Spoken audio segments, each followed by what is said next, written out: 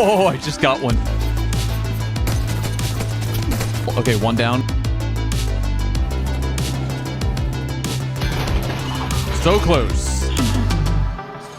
Hello, friends, and welcome back. Today, I want to talk about the recent beta for Wardogs. I had heard a lot of online chatter about this game in the days leading up to the closed beta, so I decided to hop in and see what all the friendly yapping was about. I have to say that my experience playing Wardogs was very interesting. I had moments of extreme hype.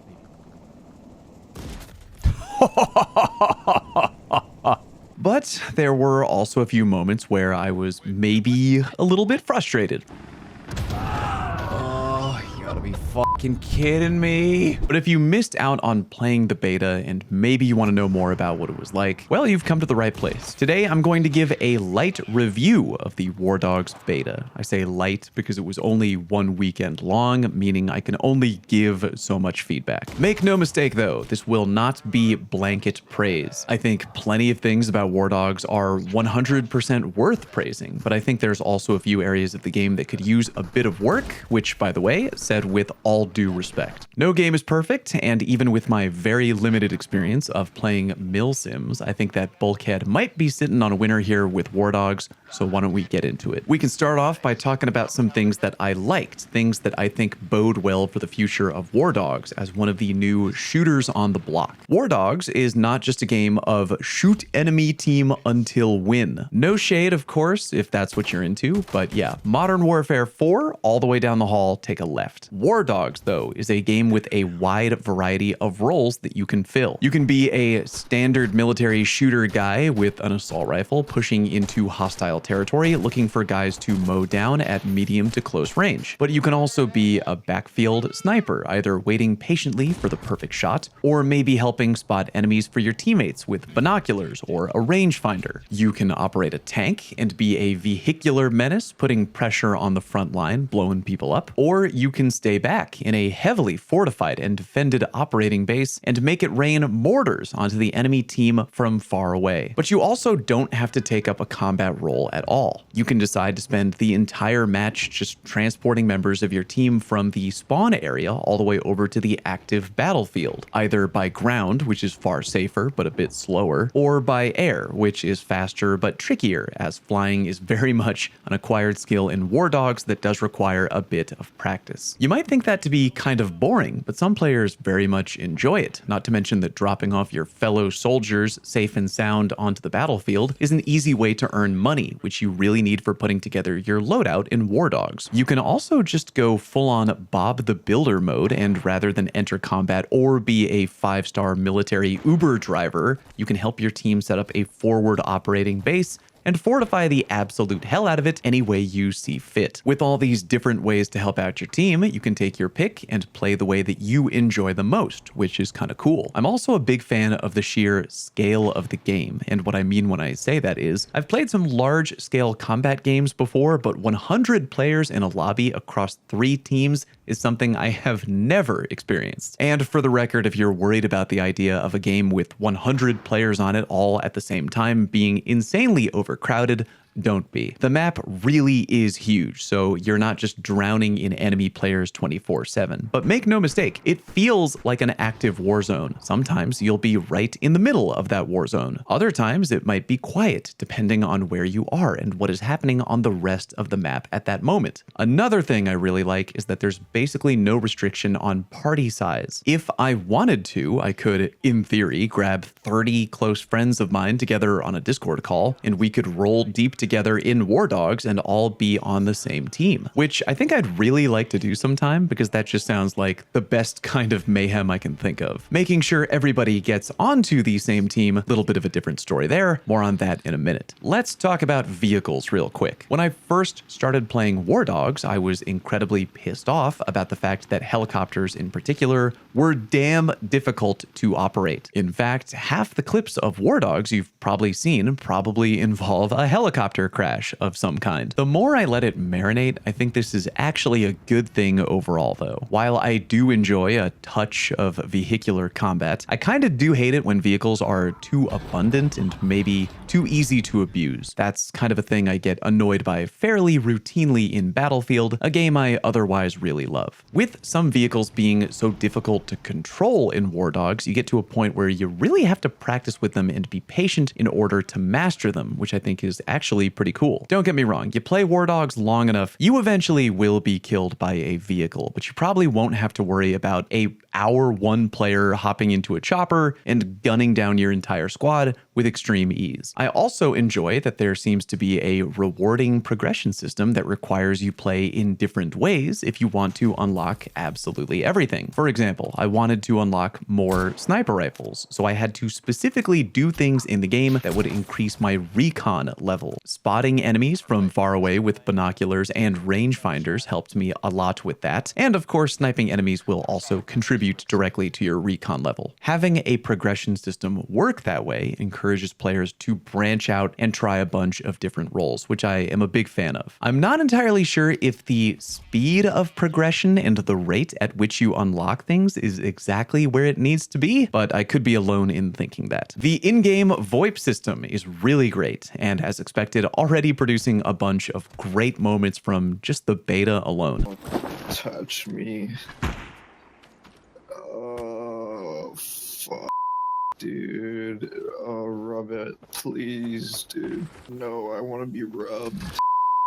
Weapon-wise, I didn't use an incredibly wide variety of weapons because I decided to spend the majority of the beta sniping, which I enjoyed very much once I was able to figure out the pace of the game a little bit more. I have an entire video that talks about sniping in Wardogs and shows off plenty of interesting sniper clips and moments. I will link that down in the pinned comment if you want to check it out. But from the various weapon options I did get time to fiddle with, I thought that things for the most part felt pretty good. You might struggle early on with the less effective options, but no surprise there. Gotta unlock better stuff over time. You're not gonna get the good stuff right away. Some of the weapon play felt a little sluggish and slow, but again, this is not COD. You are not gonna see clips of 13-year-old players cartwheeling down a hallway at Mach 10 and getting an octuple kill via copious amounts of controller aim assist. This is Wardogs. Things are more meticulous, more precise. The money system in Wardogs is incredibly interesting and fairly intuitive. If you're unfamiliar, every time you spawn into a game of Wardogs, unless you want to go into combat completely naked, you have to buy a loadout, which again will cost you money. You can earn money by doing a bunch of different things in the game. Reviving a guy back to life, that's money. Killing a guy or getting an assist, that is money. Dropping teammates off safely from a vehicle into the combat zone, money. You also earn money every minute or so by just simply being in the combat zone, aka that giant big circle on your map. The entire economy concept in Wardogs is interesting because it makes you more careful and kind of scared while out in the field. If I die when I'm playing Battlefield 6 due to just YOLOing and running into combat, who cares? I can just respawn and try again. But if you die in Wardogs, especially after you've put together an expensive loadout, it hurts extra hard because if no one comes along to revive you, that's a lot of your hard-earned in-game money right down the drain. And if you start dying a lot back to back to back, you can go straight up broke in the blink of an eye. I think my favorite mechanic in Wardogs, though, is the hot zone, which floats around inside of the general combat zone. As I mentioned, you periodically and consistently earn money while just existing inside of the general combat zone. But if you're inside the much smaller hot zone, you earn even more money, and you count for 2 people instead of just 1 person, so you can help push your team to become the new active point-earning team on the battlefield. Basically, the Golden Zone creates a sense of urgency and is a really smart game mechanic, I feel, because it prevents the enemy team from over-camping and just building themselves into a complete fortress of solitude with no reason to leave. And by the way, the zone isn't 100% random. While for the most part, it does kind of bounce around the battlefield willy-nilly, there are ways for teams to specifically pull it directly directly to them, which is really cool. Trying to push or hold the zone feels dangerous, but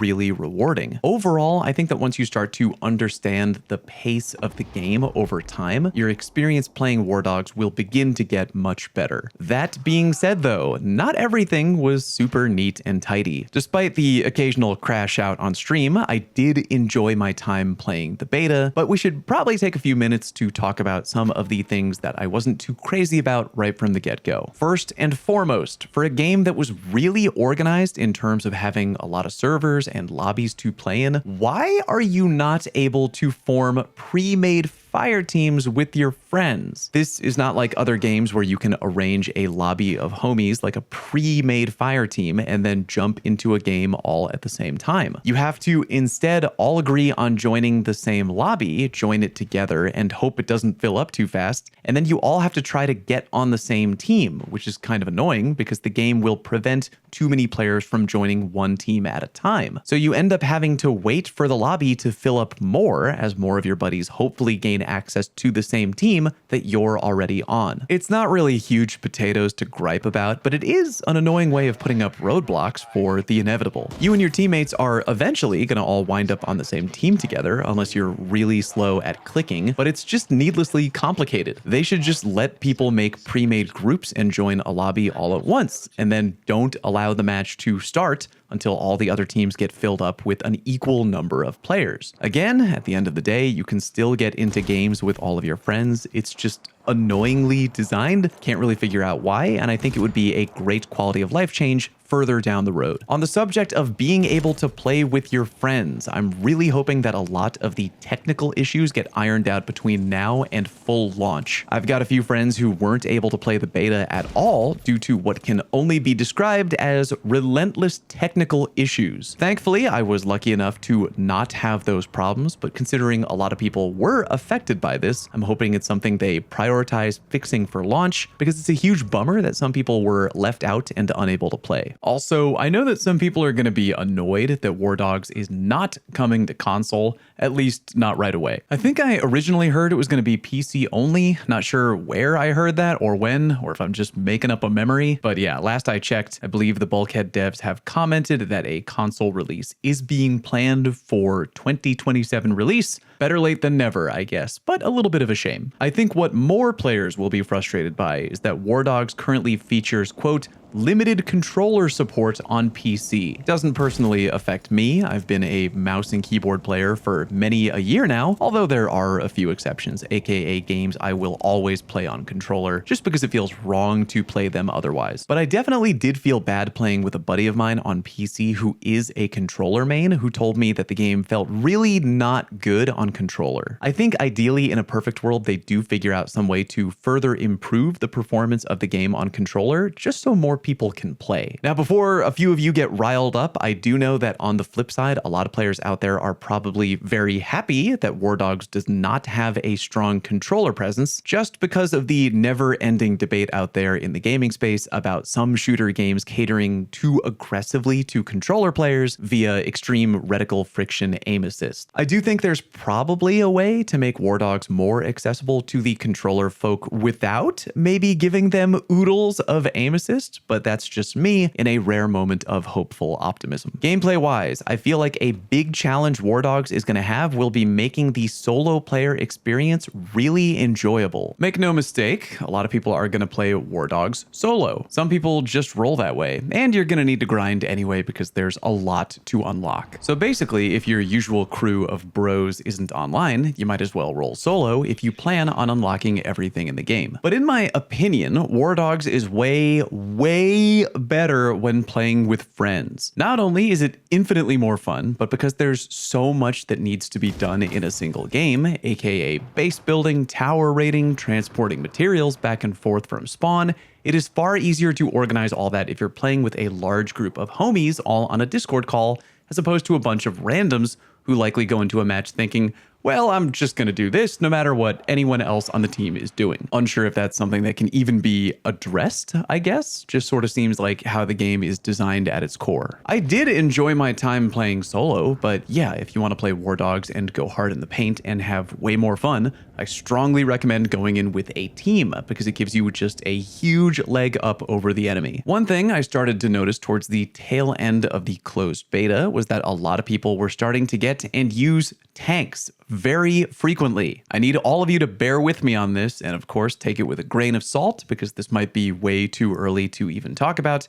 but tanks seem really, really strong. I know, shocker, tanks seem very powerful in a military shooter game. I get it, that's supposed to be how it is, but as of right now, not only do tanks only seem really easy to abuse, they don't cost a lot of money. Yes, unlocking them is definitely expensive, but once you have them unlocked, it really isn't that much to deploy them. A few times during the beta, I saw pictures like this being shared everywhere, just a metric butt ton of tanks in matches for people who have them unlocked. One Reddit user, Dang Noob, explained that, quote, "It's not even about counters. These vehicles are just way too cheap. I easily make 100 to 300k a single tank life. Spending 30k on a tank and full ammo usually end up at 400k plus a match. Prices have to get looked at, or this is what we'll be looking at in the future." And yeah, tanks are really goddamn strong, and they should be. But in a game where you have to do so much grinding in a very specific way before you can even think about unlocking anything that can counter a tank, I think they should probably look at how much a tank costs versus how easily it can just bulldoze an entire lobby. Again, this was only the beta, and sometimes things are big problems in the beta that become non-issues when the game fully comes out, because players just didn't have enough time to figure out workarounds or counters, etc. In my own personal experience, it seems like you have to do a lot of playing and grinding to unlock any anti-tank stuff, so yeah, I am hoping day one of the full Wardogs release does not wind up with me looking like Tom Hanks at the end of Saving Private Ryan every single game. Moving on, one thing I'd like to talk about real quick, the length of matches in Wardogs. If you didn't play the beta at all, but you were interested in buying the game when it fully comes out, I really need you to know that Wardogs matches are long, very long. On average, my matches were anywhere from around an hour to an hour and a half, or maybe even 2 hours, depending on the teams. For the record, that time does go by a lot faster than you would think, which I think is overall a good sign for the game. But again, just keep in mind that the matches are quite lengthy. I want to be real clear, a game like this definitely should have matches be on the long side, and I think it wouldn't make sense if matches were way short. Again, this is not COD, nor is it Battlefield. I really think that Wardogs would actually probably suck, like a lot, if matches were only, say, 15 minutes long. But I do think, though, that maybe 100 as a score limit might just be a tad too long. To me, it kind of feels like if baseball were 15 innings instead of just 9. I'd be really curious to see if Bulkhead ever decides to experiment with maybe lowering the score limit a tad, but if I'm 100% entirely alone in feeling this way, then I'll just shut the fuck up. One thing I didn't see too much of, but when it happened, wow, did it really, really ruin the game for me? Trolls. It happened to me in one game. I didn't record it, but there are plenty of clips online of players getting trolled by teammates in their spawn area, mainly in the form of some dude getting into a car and just running over and destroying friendly vehicles left and right. In another game, I spent a fair amount of money on a good loadout, and a teammate flew in with us on a chopper, completely naked, which I didn't know about at the time, and then hid nearby when we landed. I ended up getting picked off and downed, and then the teammate who was naked immediately ran over and, rather than revive me, looted me of literally every item I was carrying. Then when I eventually did get revived, I wondered where all my stuff was, and I asked him if he took it all, and he shot me directly in the head. Also, some players were apparently getting into the passenger seat of a friendly chopper, and then they would wait for the chopper to take off, only to turn and shoot the pilot dead. And the worst part about that one in particular is that apparently if that happens, the pilot who got shot and murdered, not the troll, is the one who gets penalized for team killing everybody who dies in the crash. Now, I am fully aware that people griefing is not limited to just Wardogs. Every multiplayer game out there has this problem in one way or another. It will now and always be a thing. But I feel like you should have some way to combat this, and definitely don't make the goddamn chopper pilot eat the cost of everybody's loadout after taking a bullet to the dome from a friendly riding shotgun. The final thing I'll say for now is that when Wardogs is hot, it is hot. The action is great and everything is cooking and it feels like you're smack dab in the middle of a big battle, and it's awesome. But be warned, there will be downtime, moments in all of your games where things will be very slow. You must remember though, this is natural. With a map so big and a score limit so high, and some people afraid to get too aggressive because they've spent thousands on a loadout they're scared of losing, it's bound to happen. But oddly enough, it is kind of part of the charm of the game. This isn't Mad Max Fury Road. You're not going to spend 2 straight hours on the edge of your seat, adrenaline pumping 24/7, and that's okay, because at the end of the day, the quiet moments and the buildup make you appreciate it more when things start to go sideways. I ain't gonna say it has me in a total chokehold. I won't say it is the future of gaming or a masterpiece or anything like that, but Wardogs is fun, and I'm looking forward to spending some more time figuring it out and playing more with friends come September. If you played the beta and feel differently, let me know your thoughts down in the comment section. Thank you very much for watching. Peace.